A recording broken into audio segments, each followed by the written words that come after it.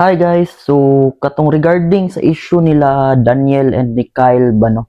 Katong after party sa Star Magic Ball.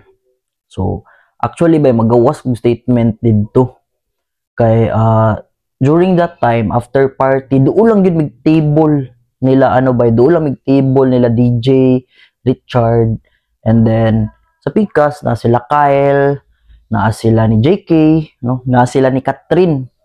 So, katubay kay ako dito sa Pikas table, doon lang gid kami table nila. Ang kauban mo ko ato na time kay si Ivana, si Kyla Estrada, and then si ano bay, si si Blight sabay mi ato. Tapos bay paghitabo ato, ano hitabo jud ato ni duol si Kyle kay Daniel. Tapos medyo inom na sila. And then murag nagkainitay na ay something nga ginaingon si Kyle kay Daniel.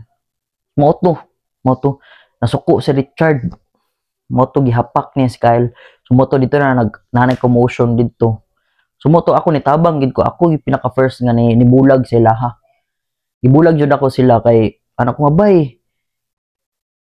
Undangan na stop nyo na yan bay kay nadala lang talaga tayo ng alak.